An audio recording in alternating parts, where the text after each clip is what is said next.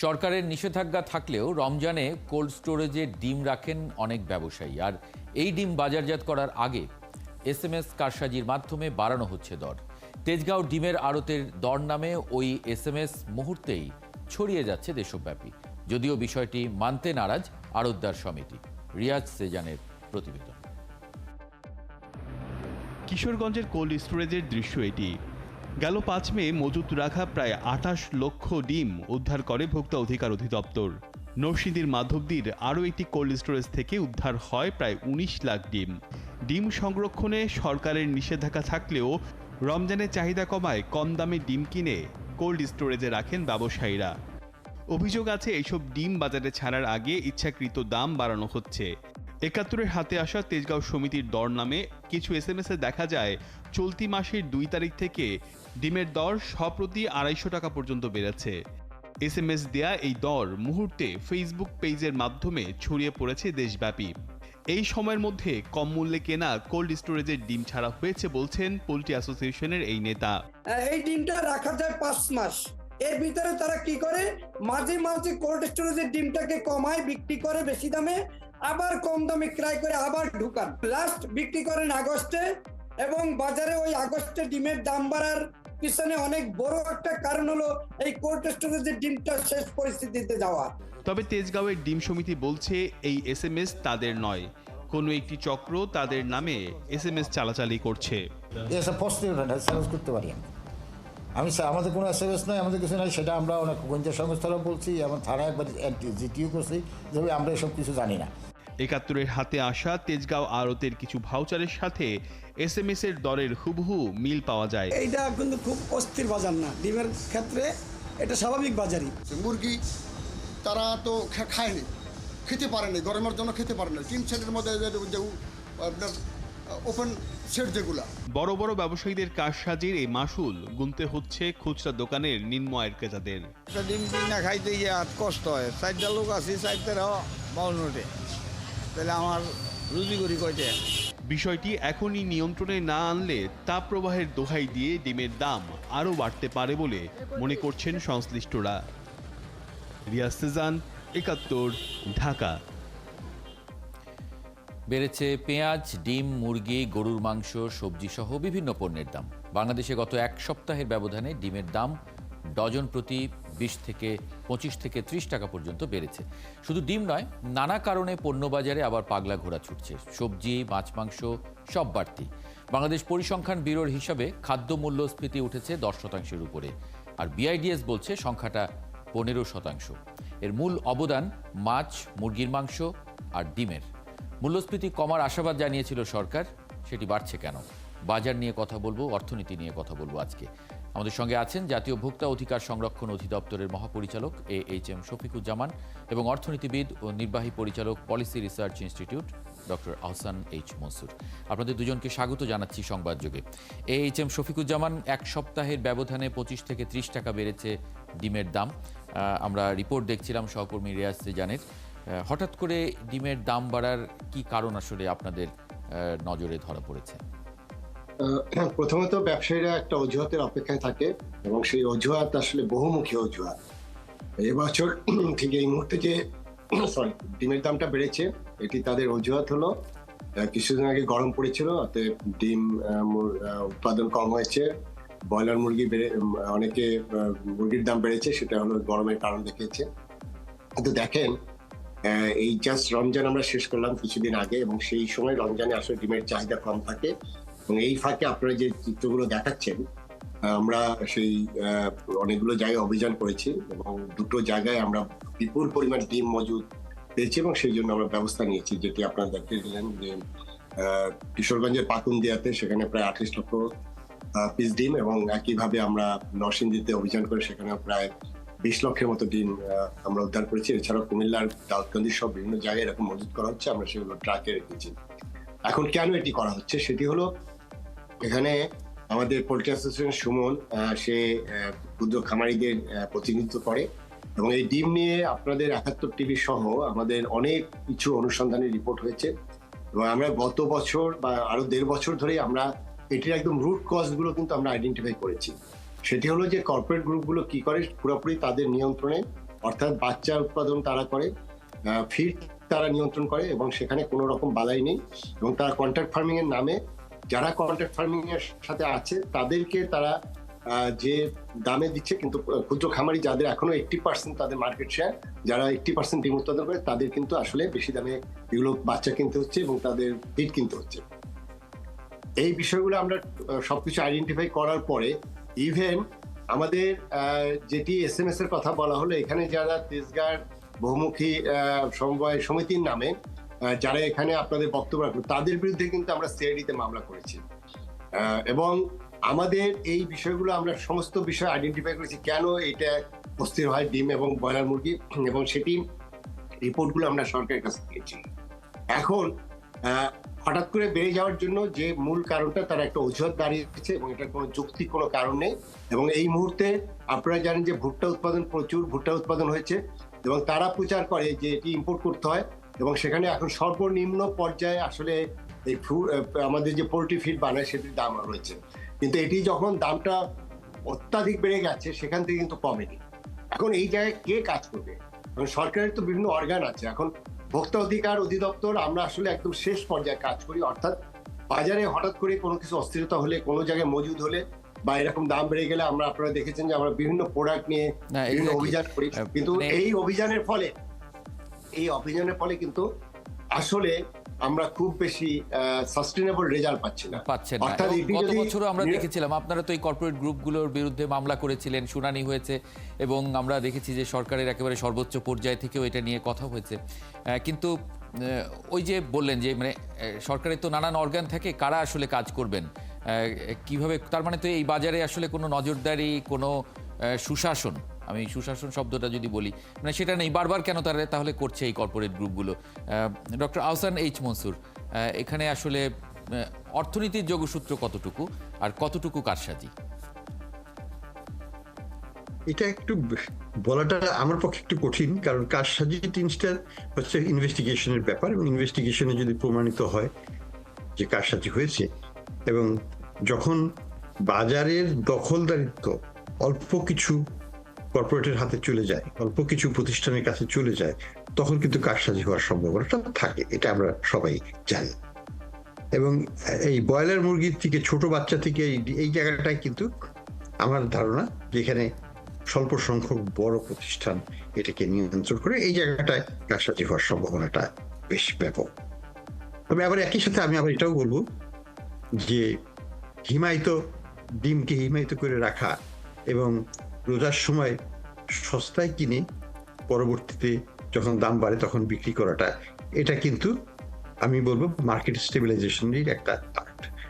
কারণ যখন সস্তা হয়, বেশি সস্তা হয়, তখন কিনলে পরে এটা প্রাইস সাপোর্ট দিচ্ছে তাদেরকে, ফার্মারদেরকে, কারণ তারা লক্ষ লক্ষ ডিম কিনছে এবং সেটাকে তারা মজুত করছে। তখন কিন্তু এটা কেনাটা দরকার, সরকার কিনছে না, কিন্তু ব্যক্তিখাত যদি কেনে স্বল্প মূল্যের বাজারে, সেটা বাজারকে স্টেবিলাইজ করে এবং বাজারের পতনটাকে রক্ষা করে।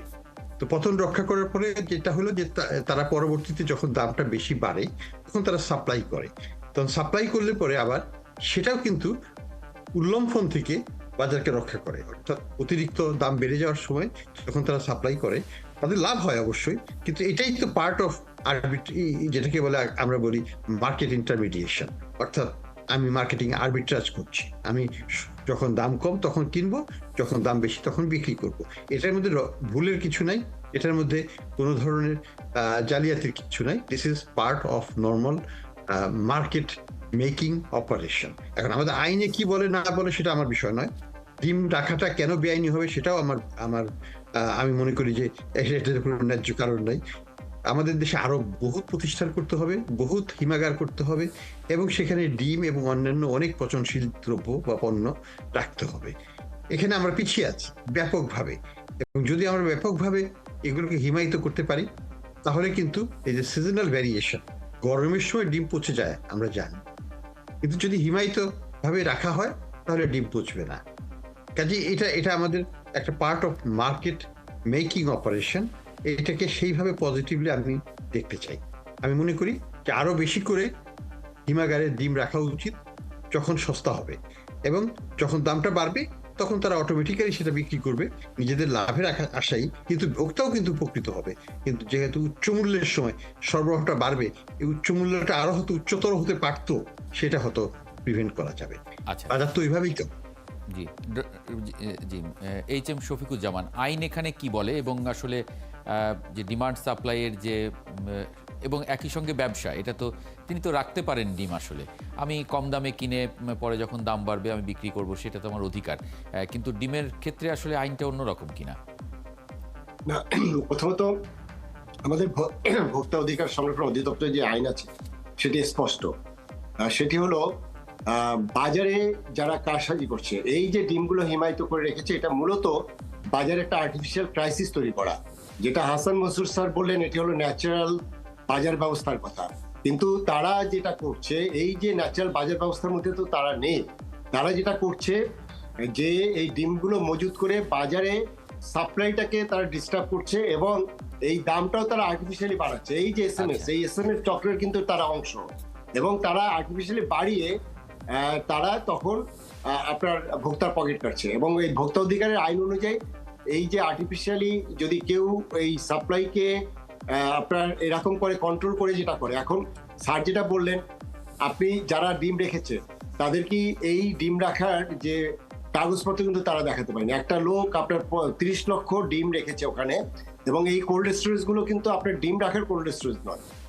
এখানে তারা যে তাপমাত্রায় রাখে, আমি অবশ্যই এগ্রি করি, এবং সারা ওয়ার্ল্ডে আছে যে আপনি হিমায়িত বা প্রসেস করে, বা আপনার যখন আপনার পিক সিজন, তখন এটি আপনি যদি সারা বছরে যখন অফ সিজন থাকে, অফ পিক সিজন থাকে, তখন কিন্তু আপনি এটা সাপ্লাই করবেন, তাহলেই কিন্তু বাজার স্টেবল হবে।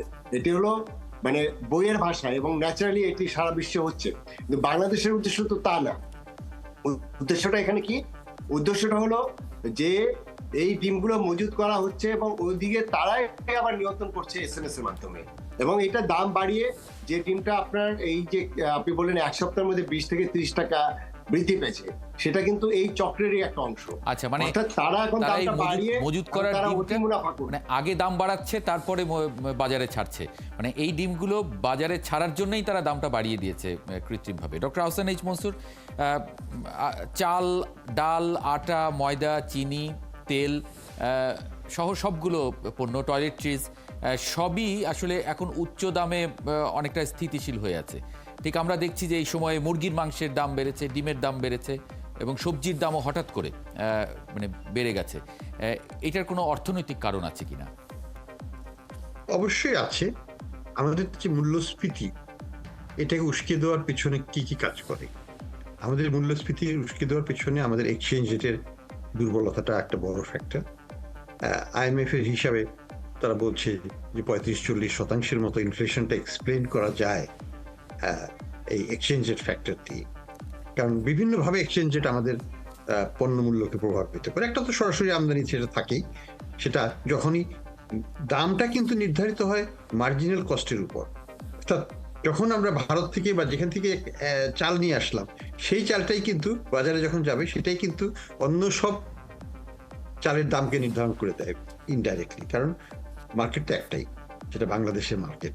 কাজেই মার্জিনাল কস্টটাই আমার কস্ট। মার্জিনাল কস্ট যখন বেড়ে যায় এক্সচেঞ্জ রেটের কারণে, তখন কিন্তু বাজারে দাম বেড়ে যাবে। আবার যেটা হচ্ছে যে ইনডাইরেক্টলি, যেমন ভুট্টা বা এই পশুখাদ্য পণ্য যেগুলো আমদানি করতে হয়, বা ইনগ্রেডিয়েন্টস গুলো যেগুলো আমদানি করতে হয়, সেখানেও এক্সচেঞ্জ রেটের একটা প্রভাব আছে, এবং সেটা আমাদের পশুখাদ্যগুলোকে দাম বাড়িয়ে দেয়। এখন এখানে যৌক্তিকতা কতখানি, সেটা ভোক্তা অধিদপ্তর অবশ্যই সেটা বিবেচনায় নিয়ে দেখবেন যে এখানে আর্টিফিশিয়ালি কোনো ম্যানিপুলেশন হচ্ছে কি না। সেই জিনিসটা দেখার দায়িত্ব অবশ্যই আছে সরকারের, এবং সেটা একটা নৈতিক দায়িত্ব। কিন্তু আবার এটাও দেখতে হবে যে এখানে আমরা শুধুমাত্র মানে আননেসেসারিলি ইন্টারভেনশন করছি কিনা ফর মানুষকে দেখানোর জন্য বা ইত্যাদি কারণের জন্য। সরকার থেকে অনেক সময় করে থাকে, এটা না করলে আবার সরকারের বদনাম হয় যে সরকার কিছুই করছে না। এটা একটা ব্যালেন্সিং জব আছে এখানে, সরকারকে কিছু না কিছু করতে হয়, দেখাতেও হয় যে আমরা করছি, আমরা ব্যস্ত আছি, আমরা মানুষের অবস্থাটা বুঝছি, আমরা বাজারে ইন্টারফেয়ার করছি, যদিও লাভ তেমন কিছু হয় না বেশিরভাগ ক্ষেত্রে, যেটা শফিক সাহেব বললে যে আমি তো করি কিন্তু কাজ হয় না। কিন্তু কাজেই এটার পেছনে সরবরাহ ব্যবস্থাটাও দেখতে হবে, এবং সরবরাহের ক্ষেত্রে আমি মনে করি যে একটু বিশ্লেষণ দরকার, যে মুরগি আসলে যে মুরগিগুলো ডিম পারছে তাদের সংখ্যা কি কমে যাচ্ছে কোনো কারণে, গরমের কারণে, অতি গরমের কারণে তাদের প্রোডাকশন কি কমে যাচ্ছে অতি গরমে, এগুলো কিন্তু দেখার বিষয়। এগুলোকে আলোচনায় বা পর্যালোচনায় নিতে হবে যে আমার কোনো সিজনাল ভ্যারিয়েশন হচ্ছে কিনা। এবং সিজনাল গরম তো একটা জিনিস আছে, এই গরমে ডিম পচে, সেটা আমরা সবাই জানি, এবং ওটার আয়ুষ্কালটা শর্ট হয়ে যায় সেটাও আমরা জানি। তো এইসব ফ্যাক্টর কিন্তু ইম্প্যাক্ট করে বাজারকে। এবং সেই সাথে আরেকটা জিনিস আছে যে মুরগির যে রোগটা যদি হয় বার্ড ফ্লু বা ইত্যাদি, সেই সময় কিন্তু দামটা সংকটে পড়ে। পৃথিবীর সব দেশেই সেটা আমরা দেখেছি। কাজে আমাদেরকে একটু কারণ নির্ণয়ের জন্য একটু চেষ্টা করতে হবে যে আদার দেন ম্যানিপুলেশন অন্য কোনো ফ্যাক্টর আছে কিনা যেটা বাজারকে নেগেটিভলি সাপ্লাই সাইড থেকে ইম্প্যাক্ট করছে, সেটা আমাদের দেখার একটা অবশ্য দায়িত্ব। জি, এইচ.এম. শফিকুজ্জামান, আমরা আলু নিয়ে কথা বলেছিলাম। আমরা এবারও এই মানে ভরা মৌসুমেও আলুর দাম আমরা খুব বেশি নেমে আসতে দেখিনি। এখানে দেশে আলুর প্রয়োজন 90 লাখ মেট্রিক টন, কিন্তু সরকারের পক্ষ থেকে বলা হচ্ছে যে এই মৌসুমে উৎপাদন হয়েছে 1,04,00,000 মেট্রিক টন, মানে প্রায় 14 লাখ মেট্রিক টন বেশি উৎপাদন হয়েছে। কিন্তু হিমাগার মালিকরা বলছেন যে এটা 70 লাখ টনে, মানে একটা তথ্যের, সরকারের সঙ্গে বেসরকারি তথ্যের একটা গড়মিল বা ব্যবসায়ীদের তথ্যের গড়মিল আছে। মানে এইটারও সুযোগ নেয় নাকি আসলে তথ্য আসলেই আমরা সঠিক তথ্যটা কালেক্ট করতে পারছি না বা আমরা ঠিক করতে পারছি না? গত বছর আপনার মনে আছে যে আলুর দাম অস্বাভাবিকভাবে বেড়ে যাওয়ার পরে আমরা অনেক ব্যাপক কাজ করেছি, তো সেখানে আসলে এটার প্রবলেমগুলো আমরা আইডেন্টিফাই করেছি এবং আমি সরকারকে জানিয়েছি। এখন যে জিনিসটা বললেন যে তথ্যের, এটি আপনি যদি সরকারের বিভিন্ন প্রতিষ্ঠানের যে তথ্য নেন সেখানেও কিন্তু একটি আপনার কি বলবো যে অনেকটাই ফারাক পাওয়া যাচ্ছে। ধরুন 10 লক্ষ 15 লক্ষ মেট্রিক টন কিন্তু কম বেশি আছে। এখন কথাটা হলো যে আমি কতটুকু মজুদ আছে বা প্রোডাকশন আছে সেটি যেমন একটা দিক, আসলে আমরা কতটুকু কনজাম করি। এবং এখন দেখেন আপনি আমাদের শুধু আলু আমরা যেটা আমরা তরকারি হিসেবে খাচ্ছি তার বাইরে কিন্তু একটি হিউজ পরিমাণ আলু 15 থেকে 20% আলু কিন্তু আপনার প্রসেস ফুডে যাচ্ছে। আপনার এই যে আমাদের চিপস থেকে শুরু করে আলুর যেগুলো প্রসেস চানাচুর বানানো থেকে শুরু করে বিভিন্ন জায়গায় কিন্তু এই আলুর ব্যবহার আছে। এখন আমার প্রশ্নটা হলো ওখানে যে আমার যদি উৎপাদন এত বেশি হতো, এবং আলুটা তো আপনি ইচ্ছা করলে আপনি 2 বছর মজুত করতে পারবেন না। আলুটা তো আপনাকে জাস্ট নভেম্বরের সময় কিন্তু সমস্ত কোল্ড স্টোরেজের কিন্তু ওরা বলে গ্যাস বন্ধ করে দেয়, আসলে ওরা ইলেকট্রিসিটি বন্ধ করে দেয়। আলুটা কিন্তু নভেম্বরের মধ্যে আপনাকে বাজারে ছেড়ে দিতে হবে। তাহলে আমার প্রশ্নটা হলো যে আমাদের যদি এই উৎপাদন এবং আমাদের যে চাহিদা এটার মধ্যে যদি উৎপাদনের পরিমাণ যদি 15-20 লক্ষ টাকা বেশি থাকে তাহলে তো বাজার ক্রাইসিস হওয়ার কথা না। ঠিক এই মুহূর্তে আপনাদের আলুর দাম আছে 50 টাকার উপরে। এখন দেখেন এইটা হলো সবচেয়ে পিক সিজন, মানে 1-2 মাস আগে সমস্ত আলু হারভেস্ট হয়েছে, এবং এই সময় আমাদের ক্যালকুলেশন করে দেখেছি যে আমাদের উৎপাদন পর্যায়ে এবং সেখানে তাদের খরচ টরচ মিটিয়ে টিটিয়ে আমাদের যেগুলো আছে যে হস্তান্তর হয়, আমাদের পরিবহনের সমস্যা আছে, এটি ভোক্তা পর্যায়ে রিটেল পর্যায়ে আপনার 36 থেকে 37 টাকার বেশি হওয়া উচিত না, সেখানে কিন্তু 15 থেকে 20 টাকা বেশি। এখন যদি এই সিজনে এটি হয় তাহলে আপনার যখন লিন পিরিয়ড আসবে আমাদের সেপ্টেম্বর অক্টোবর, যেমন পেঁয়াজের ক্ষেত্রেও এই একই অবস্থা, তখন কি অবস্থা দাঁড়াবে? এই জায়গাটায় বোধহয় আমাদের অনেক কাজ করার আছে। আর এটি বাণিজ্য মন্ত্রণালয়ের একটি মিটিং হয়েছিল, সেখানে হিমাগার মালিক সহ এই উৎপাদনের তথ্য নিয়ে কথা বলা হয়েছে এবং সেখানে এই রিপোর্টগুলো বোধহয় তৈরি করা হচ্ছে। এবং আমি যে জিনিসটা আমি অলরেডি মানে যেটা রিকমেন্ড করবো, এটা আমি অলরেডি কথা বলেছি, সেটি হলো যে আমাদের যে আমদানির ক্ষেত্রে আমাদের প্রপার টাইমে এই সিদ্ধান্তটা নিতে হবে। আমরা অনেক সময় আমরা আমদানি ওপেন করি, কিন্তু যখন আমদানি ওপেন করি তখন কিন্তু বড্ড দেরি হয়ে যায়, তখন কিন্তু আমাদের কন্ট্রোলের মধ্যে থাকে না। সেই ক্ষেত্রে আমাদের যখন পিক সিজন তখন কৃষকরা বা এটা প্রপার যাতে তাদের মূল্য পায়, এই জন্য আমাদের সিজনাল ট্যারিফ আরোপ করতে হবে। অর্থাৎ পিক সিজনে আমরা ট্যারিফ দিয়ে আমরা আমদানি ওপেন থাকবে, কিন্তু ট্যারিফ দিয়ে আমি সেই আমদানিটা কন্ট্রোল করব। যখন অফ পিক সিজন থাকবে তখন ট্যারিফটা আমি কমিয়ে দেবো, যাতে আমার এই লোকাল মার্কেটের যে আলু যে পণ্যটা আছে তার সাথে আমার ইম্পোর্টেড পণ্যের দিয়ে আমি যাতে সেটি কন্ট্রোল করতে পারি। সেই জায়গাগুলোতে আসলে আমরা কাজ করছি। আমরা এনবিআরকে এই বিষয়ে আমরা already Bangladesh trade and trade commission থেকে প্রপোজাল দিয়েছে। আমরা আশা করছি যে এই বিষয়টা এনবিআর দেখবে। এবং এখানে আরেকটি আছে যে কৃষি মন্ত্রণালয় যেহেতু উৎপাদন করে কৃষকদের নিয়ে কাজ করে, সেখানে কৃষি মন্ত্রণালয়েরও কিন্তু এই জায়গাটায় একটা বিশাল ভূমিকা আছে এবং সেই হ্যাঁ, জিনিসটা মানে কিন্তু তথ্যটা যদি গতবার পরিপূর্ণ না হয়, তথ্যটা পরিপূর্ণ না হলে তো আসলে হিসাবে গড় মিলের কথা যেটা বলছিলেন সেটা করেও আসলে ওই আমদানি করেও আপনি সেটা মেটাতে পারবেন না। ডক্টর আহসান এইচ মনসুর, মানে অনেকে বলেন যে মানে মূল্য বৃদ্ধির কারণ হচ্ছে উৎপাদনে ঘাটতি, সঙ্গে আমরা যেটি আমদানি করি সেই আমদানি নিষেধাজ্ঞা আছে বা আমদানিতে আমরা একটু একটু একটু কনজারভেটিভ থাকি সেই সমস্ত কারণেও, যেমন পোলট্রি এবং যে ডিম মাংস এগুলো আসলে আমরা আমদানি নিষেধাজ্ঞা আছে যেহেতু, সুতরাং এই বাজারটা আসলে এখনো ঠিক করা যায় না। আপনার আসলে কি মত? না, শফিক সাহেব যেটাই বলেছেন সেটার সাথে আমি একমত, এবং আমি এটা আগেও বলেছি এই বিভিন্ন প্রোগ্রামে আপনাদের, যে এখানে একটা ট্যারিফ সিস্টেমই এফেক্টিভলি রাখা উচিত। ব্যান করে রাখা, বন্ধ করে রাখা, এটার কোনো দরকার নেই। আমি 20% বা 25% একটা ডিউটি বসিয়ে রাখলাম এবং সেটা আমাকে আমার লোকাল ফার্মারদেরকে যথেষ্ট প্রোটেকশন দিবে। তার চাইতে বেশি প্রোটেকশনের দরকার নেই, তাহলে ভোক্তার অধিকার হরণ করে নেওয়া হয়। তাহলে সেটা দিয়ে রাখলে পরে মার্কেটে কিন্তু সময় মতো জিনিসটা আমদানি করে নিতে পারে। সেই পথেই যাওয়া উচিত। ব্যান করে রাখাটা কোনো যৌক্তিকতা আছে বলে আমার মনে হয় না। আর দ্বিতীয় কথা যেটা আমি শফিক সাহেব বলেছেন ঠিকই, যে তথ্যগুলোকে আমাদেরকে আরেকটু ভালোভাবে বিশ্লেষণ করতে হবে। আমি মনে করি যে আমাদের যে এগ্রিকালচার এক্সটেনশন ডিপার্টমেন্ট থেকে যে তথ্যগুলো দেওয়া হয় সেটা অতিরঞ্জিত, এবং সেখানে সাপ্লাইকে অতিরঞ্জিত করা হয়, এবং আমাদের যে ডিমান্ড অ্যাসেসমেন্টটা, যেটা শফিকুজ্জামান সাহেব ঠিকই বলেছেন, যে সেখানে আরো নতুন কিছু জিনিস অ্যাড হচ্ছে, নতুন নতুন প্রোডাক্ট অ্যাড হচ্ছে যেগুলো চাহিদা বাড়ছে, এবং সেগুলো স্টার্চ হিসাবে যে আলুর ব্যবহার হচ্ছে সেটা তো এখানে আসছে না। আমরা হয়তো খাদ্য হিসাবে আমরা শুধু দেখি, আমরা কয়েকটা আলু খাই। তো এই জায়গাগুলো দেখতে হবে যে ইন্ডাস্ট্রিয়াল ইউজ গুলো চাহিদা বাড়িয়ে দিচ্ছে। কাজে আমি যেটা রিকোয়েস্ট করব সবাইকে, সরকারকে এবং ভোক্তা অধিদপ্তরকে, যে বাজার থেকে যে সিগন্যালটা আসে সেটাকে একটু তাড়াতাড়ি অনুধাবন করুন। সেখান থেকে কিছু জিনিস শিখতে হবে, আসলে কি এটা শর্টেজ নাকি এটা কৃত্রিম, সেই জিনিসটাকে কুইকলি অ্যানালাইজ করে আমাদেরকে দেখতে হবে যে শর্টেজ হলে পরে আমাকে সাপ্লাই বাড়াতে হবে বাইরে থেকে হলেও, আর যদি এটা কৃত্রিম হয়, যদি অল্প কিছু লোকের কন্ট্রোলে এটাকে নিয়ন্ত্রিত হয়ে থাকে, সেখানে আমাকে কিভাবে বাজারকে আরো বিস্তৃত করা যায়, মার্কেট পার্টিসিপেন্ট বাড়ানো যায়, সেই চেষ্টাটা নিতে হবে। জি, ডক্টর আহসান এইচ মনসুর এবং এইচ এম শফিকুজ্জামান, আপনাদের দুজনকে অনেক ধন্যবাদ যুক্ত হবার জন্য আজ সংবাদ যুগে।